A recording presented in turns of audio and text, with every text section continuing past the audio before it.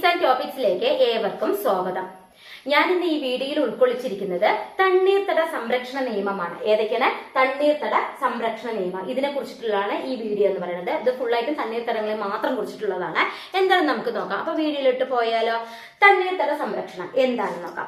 തണ്ണീർത്തടങ്ങളുടെ സംരക്ഷണവും അവയുടെ സുസ്ഥിരമായിട്ടുള്ള ഉപയോഗവും ലക്ഷ്യമാക്കി 1971 ഫെബ്രുവരി 2 ഇറാനിലുള്ള കാസ്പിയൻ കടൽ തീരത്തുള്ള റാംസർ നഗരത്തിൽ വെച്ച് ഒരു ഉച്ചകോടി സംഘടിപ്പിക്കുകയുണ്ടായി. അതേ തുടർന്ന് രൂപം കൊണ്ട ഒരു ഉടമ്പടിയാണ് റാംസർ ഉടമ്പടി. എന്താണ് റാംസർ ഉടമ്പടി? എന്താന്ന് നോക്കാം. റാംസർ ഉടമ്പടി.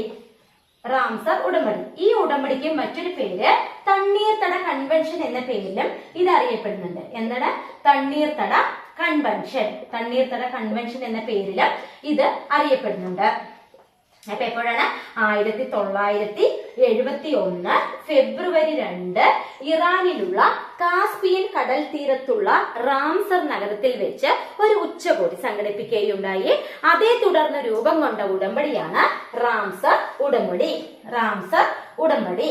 അതിന്റെ വേറൊരു പേര് തണ്ണീർത്തട കൺവെൻഷൻ എന്ന പേരിലും ഏതറിയപ്പെടുന്നു? നമ്മുടെ റാംസർ ഉടമ്പടി അറിയപ്പെടുന്നുണ്ട്.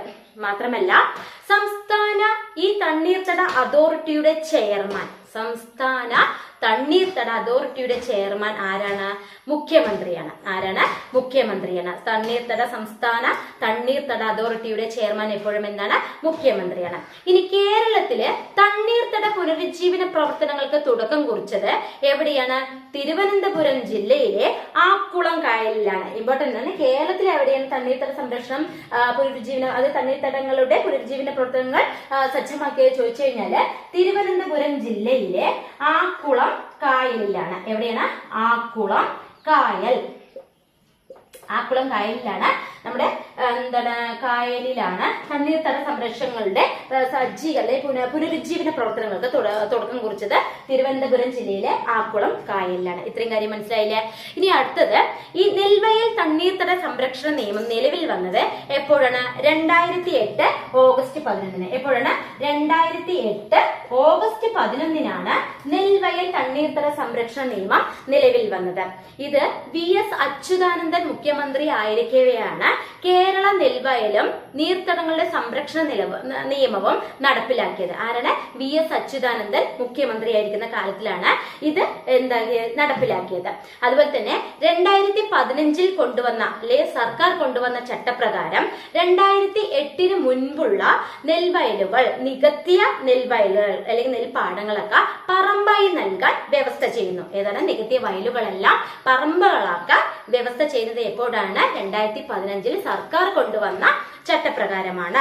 2008 മുൻപുള്ള നെൽവയലുകളാണ് നികത്തിയ നെൽവയലുകളാണ് പറമ്പാക്കി മാറ്റാൻ വ്യവസ്ഥ ചെയ്തത്. മാത്രമല്ല നിയമത്തിലെ വകുപ്പ് 11 പ്രകാരം നിയമം നിലവിൽ വന്നതോടുകൂടിയിട്ട് കേരളത്തിലെ നീർത്തടങ്ങൾ എങ്ങനെയാണോ നിലനിന്നിരുന്നത് അപ്രകാരം തന്നെ സംരക്ഷിക്കേണ്ടതും അതുപോലെ തന്നെ അതിൽ നിന്ന് മണൽ വാരുന്നതും അത് സമ്പൂർണമായിട്ടും പ്രതിരോധിക്കേണ്ടതുമാണെന്നാണ് നമ്മുടെ തണ്ണീർത്തട സംരക്ഷണ നിയമം എന്നതുകൊണ്ട് അർത്ഥമാക്കുന്നത്. അപ്പൊ ഇത്രയൊക്കെ മനസ്സിലായല്ലോ.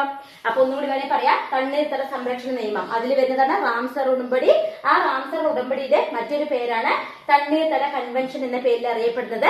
അതുപോലെ തന്നെ അത് വന്നത് 1971 ഫെബ്രുവരി 2 എപ്പോഴാണ്? ഫെബ്രുവരി 2 നെൽവയൽ തണ്ണീർത്തട സംരക്ഷണ നിയമം നിലവിൽ വന്നത് എപ്പോഴാണ്?